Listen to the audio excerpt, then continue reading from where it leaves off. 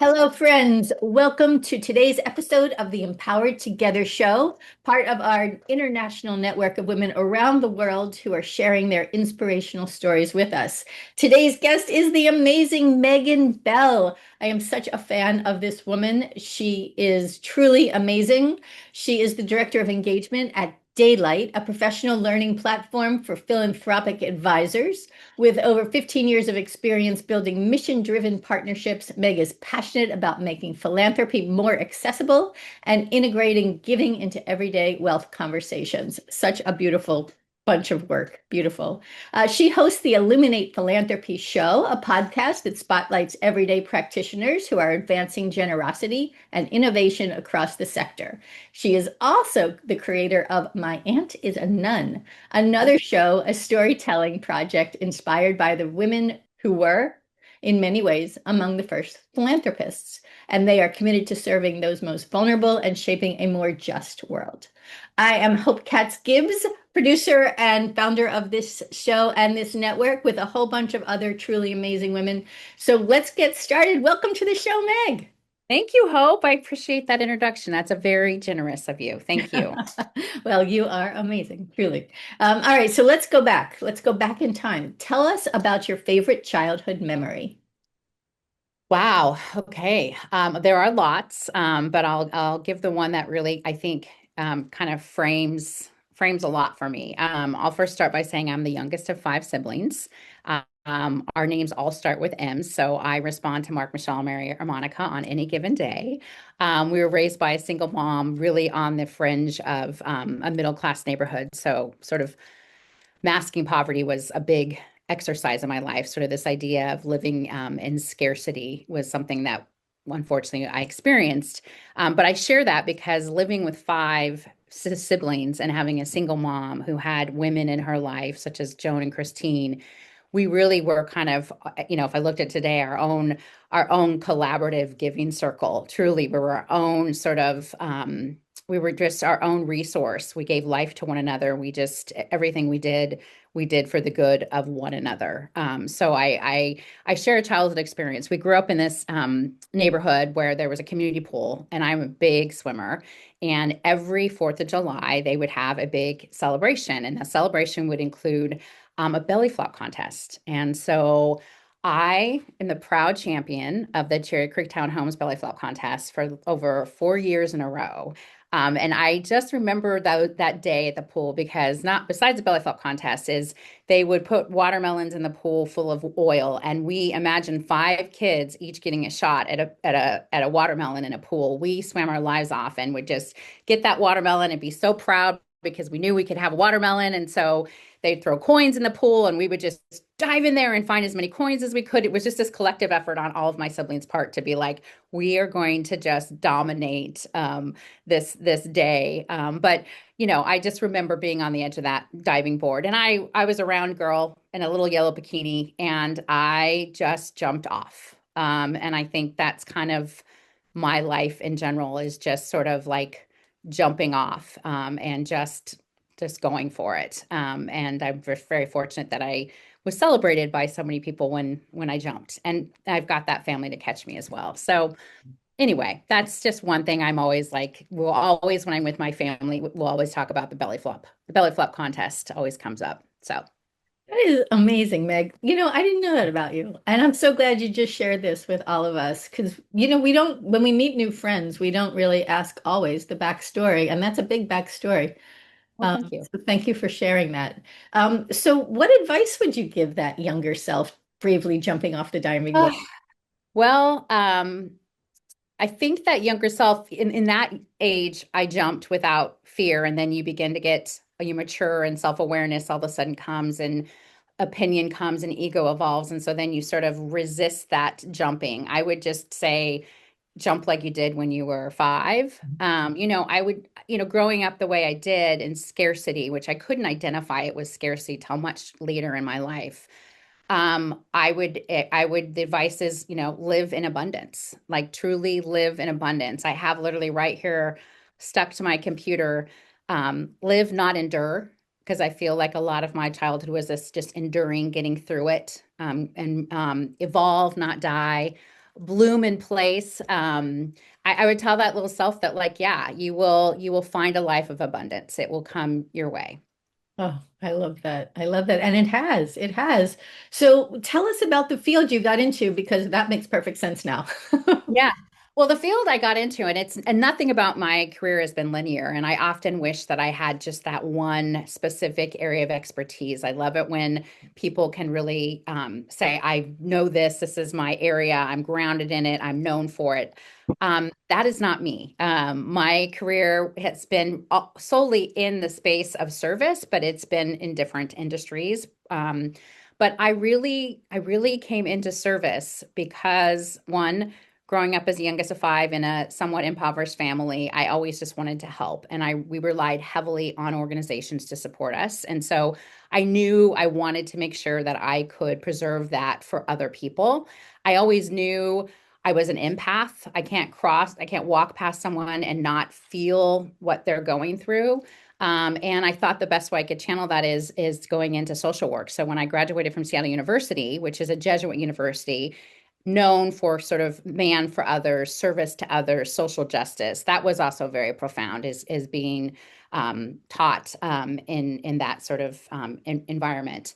I joined the Jesuit Volunteer Corps, which is much like the Peace Corps but domestic. You get taken or you get moved to a state, city you've never been in. You live in a community with five people, and you literally live in the population that you serve. So I was a case manager for a homeless shelter for women, addicted women, and children. And it was in that moment that I knew I wanted to. I thought at that time I wanted to be a social worker. If you told me I was going to be an executive director of a nonprofit, I learned pretty quickly that social work, direct service probably was not best for an empath like me in terms of my ability to really draw boundaries, not that I overstep, but just how emotional it was for me and how much of that I carried. I also knew that financially it wasn't going to be sustainable to be in direct service. So I've worked really hard to be as connected to the work, but in different capacities. So whether it's doing community relations for a new startup,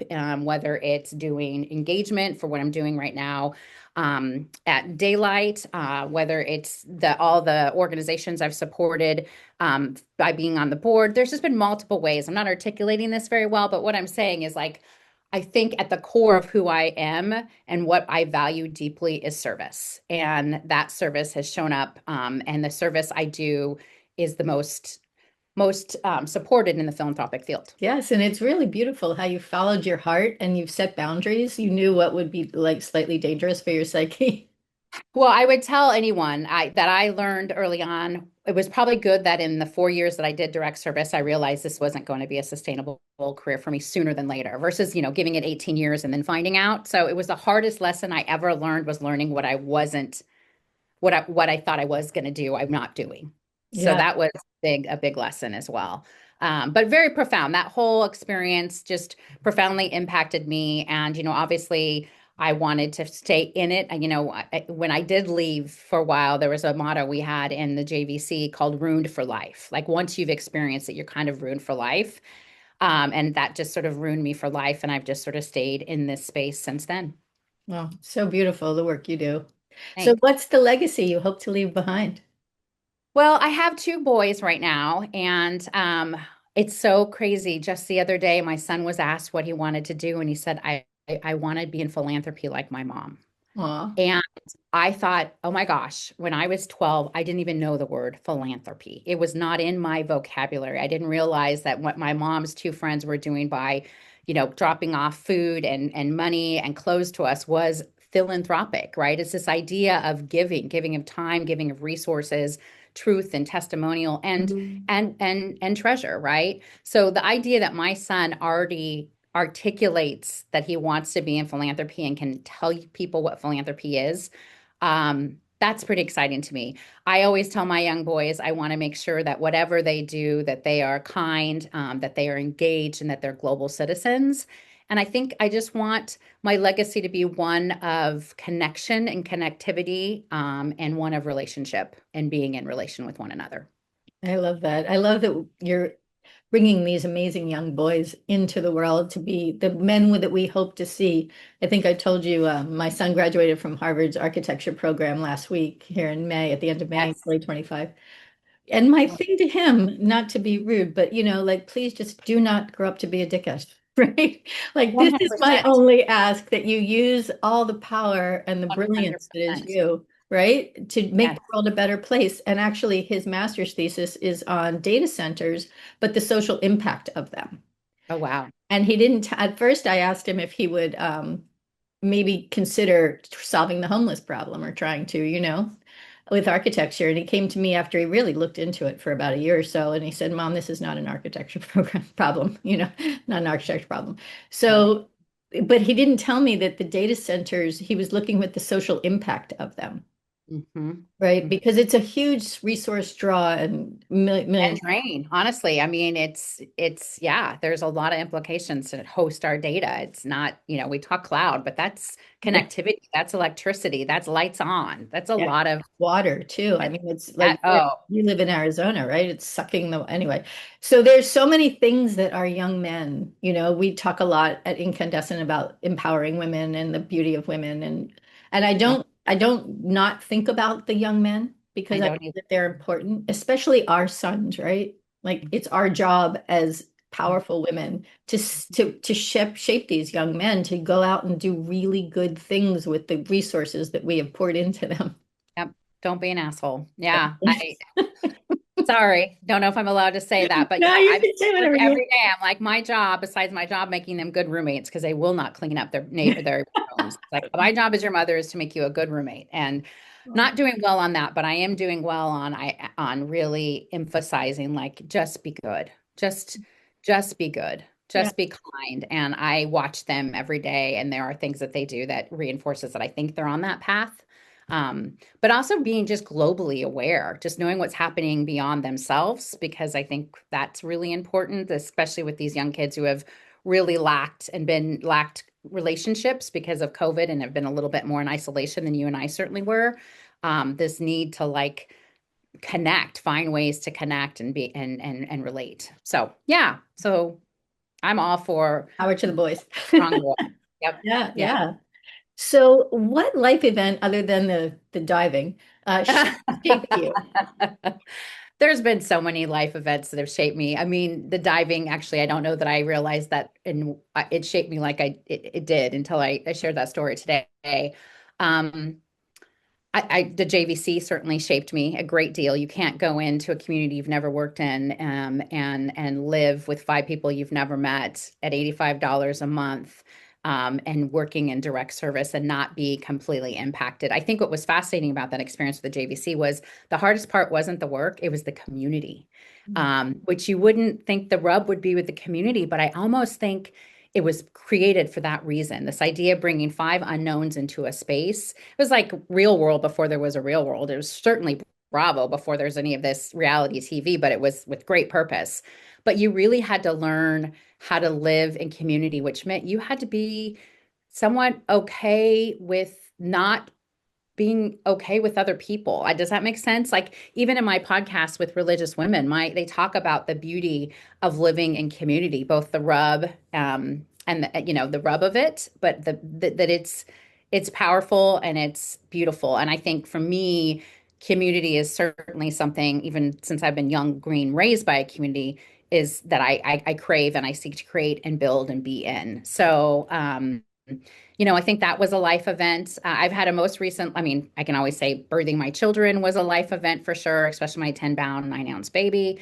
Um, but I think that, yeah, when I think about some milestones in my life, it's certainly jumping off the diving board, going into the Jesuit Volunteer Corps. I'd also say that recently I relocated my family from the Pacific Northwest to the desert, to Tempe, Arizona. Did that for numerous reasons. But I don't, that's been probably the most challenging thing I've done of late. It's very uncomfortable space that I'm living in. It's a very unknown. I lack community. All the things I work for, I kind of don't have there. But it has expanded me tremendously. It's required me to be more thoughtful and present with myself. Um, And I just keep, this is where I kind of had to come up with that bloom in place. Like, this may not be ideal. This may not be where I want to be in this minute. This is not what I thought it was going to be, but I'm here now and I have to make this work. And so, bloom in place. So, I even planted a garden to remind myself of that. Oh, So, that is yeah. so cool, Meg. You're awesome. So, what do you have a purpose statement for your life? Well, it's so funny you should ask that because one of the most profound professional and personal development experiences I went through was actually through Deanne Ewan, who is the founder of Daylight. And that's where I met you, Hope, was in Purpose School. And that was, I don't know how you felt about that, but for me, particularly being invited at that time and to sit in a space amongst other folks doing incredible work, I was sort of intimidated. I really intimidated, like I didn't have a place or space or voice in that. I've since learned I do, and that's how I'm actually here with you. But part of that whole experience was coming up with your own purpose statement. This idea of if somebody sort of asked you what your purpose is, what that could be. And it could be, for a lot of people, it was differently, but I'll never forget. We went into a retreat and we spent days. I mean, this wasn't like you just wrote it in a day. It's like you wrote some ideas and you went back and you formulated it, and then you had to present it. And I just remember kind of presenting, and I had like a whole long sentence. And one of my friends, Holly Lee, was like, "Badass! You're just a badass, you know." And I was like, "Okay." And I was like, "Yeah, with a big heart." She goes, "No, hella heart." Mm. It's hella heart, badass servant, ultimate doer. And I don't know if that means purpose, but that's how I define. Like, my heart is so big that it's expansive. It has lots of space to give of time and of just relation. I'm a badass servant. That's all I do. My question is, how can I help you? My husband will tell you I'm a 2 on the Enneagram. I am a helper, and that comes with all the beauty and the bruises for sure. And then, as much as I feel I'm strategic, I really am an executor in a lot of ways. Like, just tell me what you want and I'll do it. So, yeah, this whole hella heart badass servant is sort of encompasses me. I absolutely love that. And as a friend of yours, I know that. So, as a member of the Empowered Together network, all of our members get this 20-minute interview that we post all over the Incandescent channels and Spotify and iHeart and all that good stuff and Apple. But you also have the opportunity to teach a class. And I haven't talked to you offline about this, but it would be amazing if you could teach a class about creating your purpose statement. I think that would be amazing. I wouldn't be able to do it as near as a facilitator we had, but I certainly could prompt the conversation for sure. There really is a magic to it and a technique to it. It requires time and space, but I'm happy to support for sure. I will tell you the one thing. I'm also a storyteller. I want to be a storyteller, which is why I took on that project for my aunt as a nun. And that was a personal project that was just me, who felt like the stories needed to be shared, but I also needed to hear those stories at that time, particularly when COVID was hitting. It was the first Trump administration. It's almost like a deja vu for me right now. So I'm hoping that my podcast will have somewhat of a reemergence, because I think if people listen to it, they really can draw from the power of these women who really live simply, but live in the same complex world that we do. They just navigate it differently in a context around prayer and community and faith and spirituality. And so I want to tell stories. I want to tell stories, which is why, I want to tell stories. So So, that's what I want to do. do you think that's your superpower? I don't know. Sure. Yes. Wanting to tell them, telling them, well, I'm not sure, but wanting to at least get the stories and share out. Yes. I would love for that to be my superpower. Yeah. Storyteller, or, I think really when I think about, it's so funny because I'm like, again, I didn't have this area of expertise. I'm kind of a generalist of all things, but I think at the heart of what I do is I just seek to relate and find a connection and be in place and space with people. Yeah, that's it. That's beautiful. I love how you lit up when you started talking about this. I always, I went through the Martha Beck life coach training. I love Martha Beck, and she talks a lot about being on purpose. What's your purpose? How do you find your purpose and then live your life in that glory? So marthabeck.com for anyone who's listening, who wants to check her out. But I very much see you doing that, so keep it up. And we're here. The Empowered Together Network is here to support you in all ways possible. Well, and So, I so appreciate that you've put a group of women together. I have another quote that sits here and it's like, I want to be the woman that, doesn't point out that the crown is crooked, like that really, like, no, I want to be that woman that, you know what I'm saying? That whole idea of like, we're not here to bring one another down, but we need to raise one another up, right? amen. So I just appreciate your interest in making sure you lift those voices and that we know we're in a community, whether we know the other women out there, but we're all in this space together. So thank you. Well, that is my life's work is to like make people feel like they're not alone, right? We are all in this together. I mean, even if you don't believe it, we are, Yeah. right? We all feel this and women especially, is right now with all this Yeah. toxic masculinity just bursting all over the world. I find myself increasingly just like being icked out by men in general. Hmm. I find it really hard. I'll walk down the street. I'm like, are you an interesting gentleman? Like, are you even someone that I would want to talk to, much less vote for or, get into a Yeah. relationship with? And I think it's really complicated. And research is showing that young women, especially, cannot find partners that they trust and do not want to have babies with them. And it's too expensive now anyway. So we're at this weird juxtaposition, this time in the world, right? Where women are making choices for themselves. And as much as they want to tamp us down and take away our rights, I really have faith that we will not allow that. What do you think? Yeah, I mean, I think it's an interesting time. I do want to correct myself on this quote because I do think it empowers everything that you are helping. It's be the woman who fixes another woman's crown without telling the world it was crooked. Oh, thank you. And I think with women, I was on talking to one of our impact philanthropy advisors through Daylight, and she's in higher ed, and she was just talking about the fact that white men, particularly, are not going to school anymore. They aren't seeing the value, and that there's like this kind of crisis among men. So I feel like the world's definitely off its axis and things are sort of auto correcting. And I said to her, I'm like, well, and she had kind of said, like, we got to figure that out. And I'm like, this is going to sound, I'm like, but do we? Like, maybe this is a time where women come, because we do value our education, we do look for community, we are philanthropic. And not to say that men aren't, I'm not suggesting that at all. But I just think it's an interesting time to be a woman. And I think it's an interesting opportunity for us all to sort of, I think if you're living in this moment and you're not questioning and really like observing, you're missing the moment. If something doesn't come out of this profoundly for you, you're really missing the moment. I agree. I'm having a little bit of a struggle with my friends who are like, I can't look. I'm like, you gotta look. I love You've you. got to And look. I understand why you don't want to look. I sometimes don't want to look, but we gotta look. This is how Yeah, we they're won. This is how the Jews were carted off in trains and allowed to starve and die. And, we have to push back. We can't allow this. And another thought that came to me when you were speaking was I was the communications director for the U.S. district for the city of Fairfax schools when my kids were little.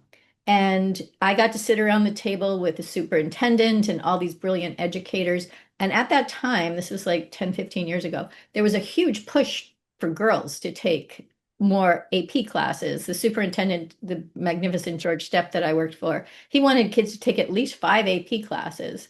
I said, I respect that, but I think kids are going to start jumping off the roof because that's too much pressure. And actually, that is what happened to some kids. They just couldn't handle it. But that Mhm. aside, this push to make girls smarter, more educated, more confident has succeeded. And we are seeing that, in higher ed, that what is happening and what do young men want? I mean, they seem to, in droves, support this administration, and that is it's a civil war Mhm. brewing, right? To But, me, yeah. you know. The rub is real. The time is interesting. It is definitely a time of volatility and uncertainty and complexity and ambiguity. And that's a lot, right? That is a A lot. lot. So, and I appreciate, I mean, I think it's so easy to want to retreat. I want to just retreat because one, what can I do to help? What can I really do? Right. And let other people solve it. We can't assume other people will do it. We can't retreat. And I know it's hard to listen and watch it, but you have to I just encourage like awareness, like be mindful and yes, figure out the many ways you could do something. And it isn't, whether it's writing to your senator or if it's going into your own food banks or if it's dropping off clothing. I mean, there's ways that we can, at a small level, make some impact. But yeah, we have to be engaged citizens. We have to be educated citizens. We just do. It's a populace that's not educated is not a good thing. That's So what the founding fathers knew and said. And so now, yes. and that's why Cynthia De Lorenzi, Alina Z, and Eva Ross and I started this project the day after the election. We all came together for episode one, and, we've launched it ever since. And our goal is to bring in, 100 women by the end of 2025 to come together because power in numbers, right? So we figure out how we can sparkle and shine together, how we can help. That's why I love the philanthropy work that you and you at DN do, because you're educating people about how to be more philanthropic. And this is also a time when people are holding on to their money because fear is pervasive, right? We're afraid of everything. And for good reason, there's a lot to be afraid of, Yeah. Yeah. especially, LA, this terrible nonsense that's happening in LA, this catastrophe. This, on the 14th of June, there's going to be this parade here in DC. Just things are boiling. Yeah. So, Yeah. so coming Yeah. together and bringing voices together.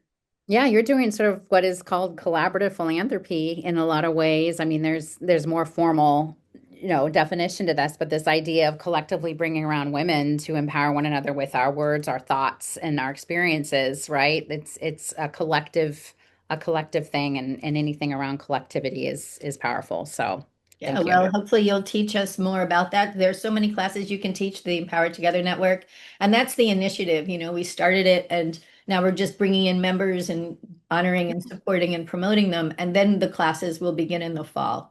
So we'll talk more about that, and I'm so Talk more. excited to promote you. All right, just a couple more questions. So what Oh, is yeah. your anthem song? Well, that's funny. The anthem song came as a result of me actually interviewing one of our IPAs, and she'd said to me that she had a mentor that said to her, like you've got to wake up in the morning, look in the mirror, and find your anthem song and dance before you do anything. And so she has inspired me to always ask what one's anthem song is, and I guess I'm inspiring you to do that as well. And the anthem song can change. Like I checked in here with her yesterday. I said, "What's your anthem song today?" She's like, "I'm not sure I have one, but somehow I was singing She Works Hard for Her Money." And I said, "Oh, that brings me back to 9 to 5, right?" But, there's two songs that I will play somewhat on repeat. One is by Alicia Keys called Good Job. And it's this idea of you doing good job, good job, good job. Like just this reminder of like stay in it. It's good work. And then Find Your People is a great song. Find Your People. And that just reminds me that, if you can find the people that lift you up, that support you, that understand you and get you, though that's where you should seek. That's what you should seek. So I'd say the Alicia Keys, Good Job, and I should know the name of the artist that sings Find Your People, but I don't off the top of my head. But yeah. Well, we'll find it and we'll put it in the liner notes, which is also where you can link to find Megan and her work and Daylight. Please check out daylightadvisors.com. It's really powerful work. DNUN is just an amazing entrepreneur and educator and all around good human. We love her very much, and we got to launch the Illuminate Philanthropy show through Inkandescent, and they're going to pick it up and take it on the road next. But it's Yeah. really been an honor and a privilege. I'll tell you my anthem song. I was just going to ask your anthem song. What is it? Power to the people, right on. Power to the people, goes, right? goes in my head all the time. Like I'll just dance around the Well, house doing the dishes, because I feel like I felt this way when Clinton was president. I started a nonprofit. I was in graduate school. My nonprofit was called The Writings on the Wall, and I still will bring it back to life. I started it, but then other things took over. I want kids around the country to paint mural on buildings about uh, what they want to do to make the world a better place. I wow. I turned it into a project that was at the Capitol Children's Museum for a long time. I had an architect build a wish house, and the kids painted bricks. So, and it was supposed to be there for like 6 weeks, and it was there for 6 months. Just these wish bricks, right? So taking that out there, empowering these kids. And then as I talked to you about, Meg, Incandescent Kids magazine is coming also later this year, where we're really teaching kids to think like reporters, right? So Mhm. this idea, power to the people, be good, do the work that you're doing, right? Just be kind. Well, if you need a little face of that kid's paper or need the little podcaster or someone to lend voice to that, my little Campbell, the philanthropist that he Oh is yeah. a Oh, he's absolutely. he's doing broadcasting at his middle school. He's a broadcaster for the middle school, Oh yeah. So Bring it. All right, good to know. He's now yeah, on so the he'll list. be one of your first readers. So make sure you let me know when it launches. No, and that's the idea. We want to teach kids to write articles, but also you can tell stories through illustration, photography, Yeah, videography, games, podcasts, videos. So, all of this is what we want to teach these kids to do. We want to publish their books. We want to get their thoughts and feelings out there so that they can, we just give them that lift. yeah, All of these moms out there, we just want to raise them up, and all the journalists that I know and love, so it's a K to 22 project where college kids will help high schoolers, help middle schoolers, help elementary schoolers learn to that's think cool. critically. So Thank you. anyway, I'm going to pull you in on that. All right, last questions. All right, Okay. my aunt is a nun. As we finish this up, tell us about that amazing project.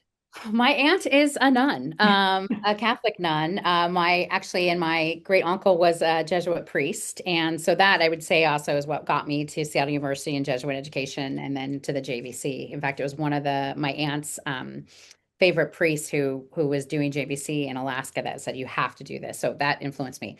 So I think I kind of alluded to this earlier, is that when I was in a very unsettled place, and I felt like I always turned to my aunt Sheila for guidance, and just her voice alone just provides such solitude and comfort that I wanted to really, really take her voice and kind of offer it to everybody. This whole idea that you've got a nun in your pocket.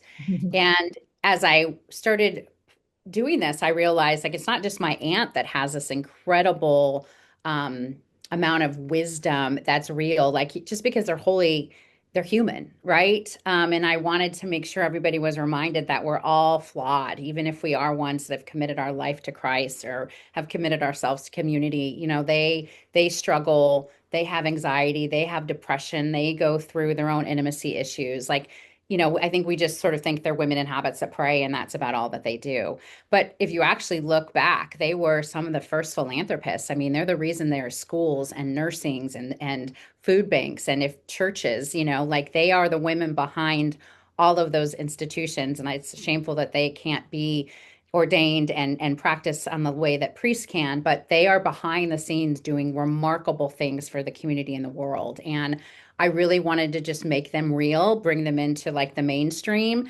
Nobody even, I just asked my little goddaughter, I was like, she asked what a nun was because she's at a Catholic school, but there are no nuns wearing habits or teaching anymore, right? I mean, so you can't even identify one anymore if you wanted to. Very rarely. Like when I see them, it's usually when I'm abroad and in European countries. But like I always get, because you can identify them. So just to remind people that there's these amazing women in the world doing things that are worthy of acknowledgement, but their wisdom, like just their wisdom. There's so many things that I take away. Like the only word for God is love. And I want to be that friend that holds a teacup when it's heavy, right? Or I may be holy, but I'm still human. All the things like they just are as challenged as we are. And I felt like I wanted to bring that to the surface. So it was truly a personal project. I did it on my own. I went to like create your own podcast class. And then the next thing I know, I just got a microphone and I went and traveled to meet these women. Didn't have any structure around what I was going to ask them, and then had all that content and had to put it into a storytelling project. And so that's what my aunt is a nun. I'd love to carry it on, but I was only fortunate to get 5 episodes done. But those five I'm really proud of it. I would say that's probably my biggest accomplishment and best piece of work I've done. And so, yeah, that's kind of my thing. My aunt is a nun. I love So it. that, Well, I'm hoping Incandescent can help you with that. So Incandescent Radio and thank you. TV would be thrilled to. So we'll talk about that offline. But Megan Bell, thank you for being part of the Empowered Together Network. Of You are course. awesome. People look at our listeners, readers, and viewers. Please look at Meg's work. She is a beautiful human being and an inspiration to us all. And I can't wait for you to start teaching some classes to our network because All you right. have a lot to share. Well, All I right, appreciate that. sister. Thank you for Be validating. well. All right. Many Thank blessings. you all. I'm Hope Katz Gibbs. You're listening to the Empowered Together show on Incandescent Radio, Incandescent TV, and a bunch of other places. We'll talk to you all soon.